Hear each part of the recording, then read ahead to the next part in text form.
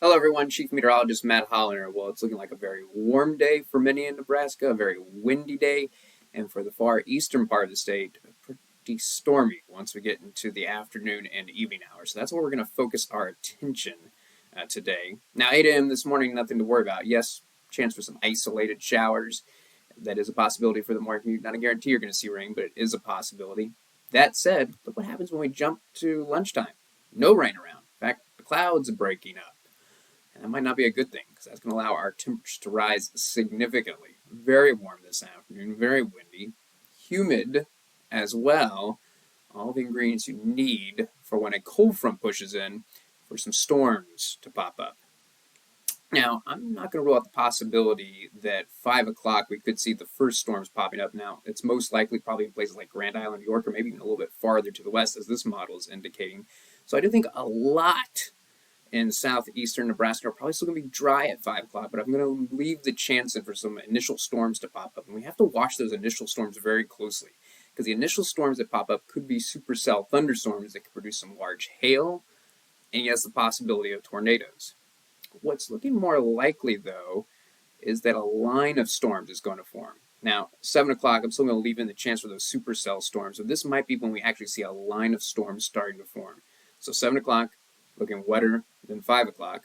Right now, it's looking like the peak of the activity could be around 9 o'clock. And look at this angry line of storms setting up. So heavy rain and lightning looking likely for places like Omaha, Council Bluffs, down into the Lincoln area. And I will say the threat of severe storms and the threat of heavy rain and lightning is higher the farther east you live because it will depend on when this line finally gets its act together and really forms. And looking like it could form either just to the west or maybe right over Omaha. So this is the peak of the activity, but I don't think it's done just yet. This line is going to be pushing to the south and east, so the threat probably winding down for places like Lincoln, Omaha by 11 o'clock, but still very high threat for Nebraska City and Falls City. By the time we get to 1 a.m., though, I think the severe threat is over. The thunderstorms are gone, but an area of showers is probably going to move in behind those storms. These showers could linger through the morning commute on Thursday, but I do think it will be dry for Thursday afternoon. So, as far as the severe threat goes, what's a worst case scenario? What are we most concerned about? Well, I'll tell you, because it looks like that line of storms is going to be more common than the supercell thunderstorms, though I'm still worried about some supercell storms popping up in eastern Nebraska. Because that line looks like it's going to be the dominant feature, in that line of storms, we could see, in a worst case, wind gusts get up to 70 miles per hour. So that's what I'm most concerned about. But also in that line of storms, there could be hail.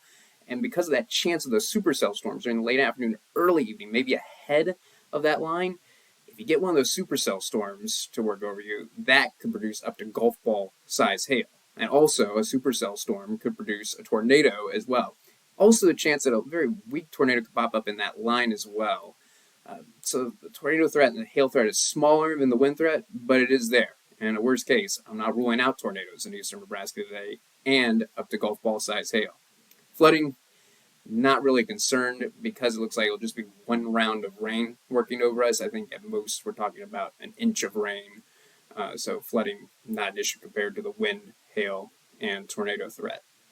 And again, the timing here is from 5 o'clock this afternoon to as late as 1 a.m. with that peak of activity 7, 9, 11 o'clock, it's looking like. Now, as far as who's most likely to see those threats, it is higher the farther east you live. So anywhere in the shade of green, yellow, or orange here, you have a chance of seeing those threats. But if you're in that orange-brown color, that enhanced risk, it is more likely. So notice that includes Beatrice, Lincoln, Fremont, Omaha. As you go to the west, the threat is smaller, though not zero, for places like Columbus, York, Grand Island. The threat ends at Kearney. So Kearney not under this severe threat. It begins around Grand Island and it increases to the east. Probably the greatest threat is actually over in Iowa, but certainly looking like the possibility for severe storms around the Omaha area and the Lincoln area, particularly early this evening. Let's finish talking about temperatures because I know I ignored the western part of the state. My apologies, but had to talk about the severe threat for the eastern part of the state. And normally this would be a huge story on its own. Look how warm it's going to get. There is certainly a possibility of temperatures in the upper 80s and maybe low 90s, getting into record territory. Notice that little nose of possible upper 80s, low 90s for places like Columbus, Grand Island, Lincoln, Lincoln. Beatrice, a little bit less likely as you go over to Omaha. But that's ahead of the cold front. If you're in North Platte, not nearly as warm, temperatures probably only reaching the low 70s. And if you're in Scotts Bluff, the high today, 49 degrees. And very windy no matter where you are in the state. Gusts around 40 miles per hour. Even if you don't see one of those severe storms, it's just going to be windy this afternoon. It's going to stay windy tonight too, with gusts mainly around 30 miles per hour. So we're talking about a huge wind chill factor because it's going to take a while for temperatures to drop, but very late tonight, early tomorrow morning, cooling all the way into the mid-30s in the east. And look at the teens out west, 17 for our low in Scotts Bluff. And then, wow, what a change for eastern Nebraska tomorrow.